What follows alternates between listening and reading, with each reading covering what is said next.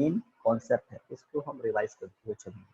तो जब भी किसी कॉइल से पास होने वाले मैग्नेटिक फ्लक्स में टाइम के साथ चेंजेस आते हैं तो कॉइल में इंड्यूस करंट फ्लो होता है, इंड्यूस ईएमएफ जनरेट होता है और इंड्यूस करंट फ्लो होने लग जाता है। और इंफॉर्मेशन किससे मिलती है? इस गैल्वेनोमीटर से। तो अगर किसी कॉइल के पास पार मैग्नेट किसी एक पोल को लेकर जाते हैं, मोशन कर रहे हैं, तो मैग्नेटिक पोल से जो मैग्नेटिक फील्ड लाइंस निकलती हैं वो कॉइल से लिंक्ड हो जाती है।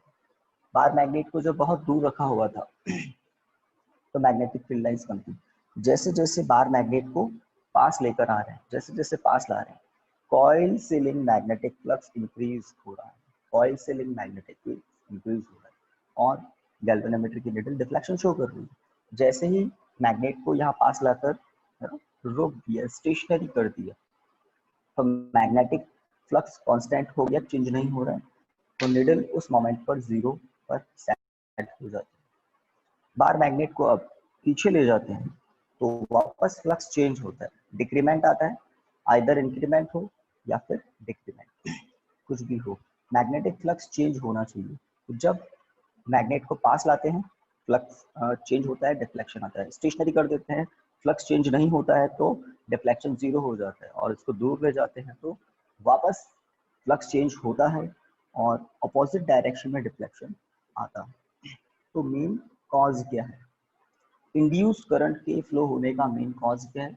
कॉइल से लिंक मैग्नेटिक फ्लक्स में टाइम के साथ चेंज होना। हाँ, मैग्नेटिक फील्ड जनरेट करने का सोर्स कुछ भी हो सकता है, जैसे अभी हमने मैग्नेट दिखाई थी, आप एक करंट कैरिंग कॉइल ले सकते हैं, this is a current carrying coil. अगर किसी current carrying coil C dash को यूज ले किसके प्लेस पर? उस मैग्नेट के प्लेस पर, तो भी सेम आपको ऑब्जर्वेशंस मिलते हैं, सेम रिजल्ट्स मिलते हैं। इस करंट कैरिंग कॉइल को हम पास लाएं, डिफ्लेक्शन आएगा, स्टेशनरी कर दें, डिफ्लेक्शन 0 हो जाएगा, वापस दूर लेकर जाएं, डिफ्लेक्शन अपोजिट डायरेक्शन है। तो गैल्वेनोमीटर का डिफ्लेक्शन हमें क्या बताता है कि सी कॉइल में करंट फ्लो हुआ, जबकि हम देख रहे हैं इस सी कॉइल के साथ कोई बैटरी, कोई सोर्स कनेक्टेड नहीं है, फिर भी गैल्वेनोमीटर का डिफ्लेक्शन आ रहा है। इसका मतलब इस सर्किट में भी करंट फ्लो हो रहा है।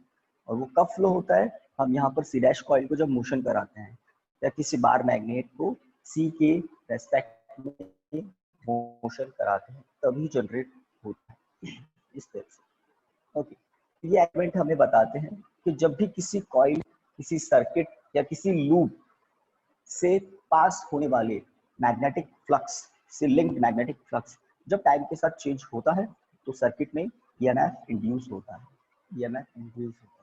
और फैराडे ने अपने फिर काफी सारे एक्सपेरिमेंट किए और 2 लॉ रिलीज किए। फर्स्ट लॉ में हम कहते हैं Faraday's first law,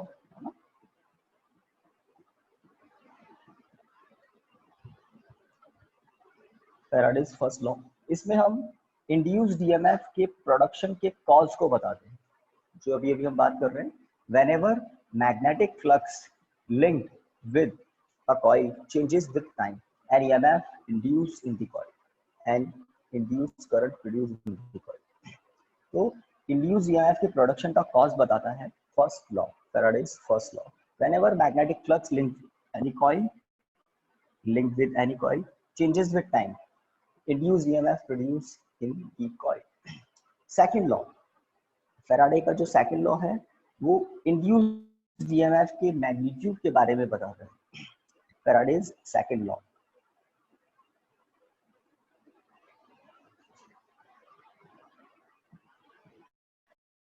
Faraday's second law क्या बताता है? The magnitude of induced EMF is always proportional to rate of change of magnetic flux. इसके बारे में जब हम क्लास ले रहे थे तब बताया था, अभी वापस बता रहा हूँ। वो जो कॉइल है सी, जिसमें हमने गैल्वेनोमीटर कनेक्ट किया था, उसके पास अगर हम बार मैग्नेट को धीरे लाते हैं तो डिफ्लेक्शन कम अमाउंट में मिलता है, that means induced current come magnitude के होते हैं। कब? जब मैग्नेट को हम धीरे धीरे सी कॉइल के पास लाते हैं। अब दूसरी कंडीशन, अगर हम बार मैग्नेट को फास्ट मोशन कराते हुए सी के पास लाए, थोड़ा सा रिलेटिवली फास्ट, तो हम देखते हैं डिफ्लेक्शन का अमाउंट ज्यादा आता है। तो धीरे धीरे पास लाते हो तो rate of change of magnetic flux का मैग्नीट्यूड कम होता है। जब फटाफट पास लेकर आते हो तो rate of change of magnetic flux rapid हो जाता है, हाई हो जाता है, और डिफ्लेक्शन ज्यादा आता है। डिफ्लेक्शन ज्यादा आना मतलब करंट ज्यादा कब होगा, जब ईएमएफ ज्यादा होगा। तो बस इस बात से फैराडे को पता लग गया कि ये जो इंड्यूस्ड ईएमएफ है ये किसके प्रोपोर्शनल है, इंड्यूस्ड ईएमएफ का magnitude rate of change of magnetic flux के प्रोपोर्शनल है। और जब हम मैग्नेटिक बार मैग्नेट को स्टेशनरी कर देते हैं तो फ्लक्स चेंज ही नहीं होता, मतलब कांस्टेंट हो जाता है। कांस्टेंट का डिफरेंशिएशन क्या होगा, जीरो।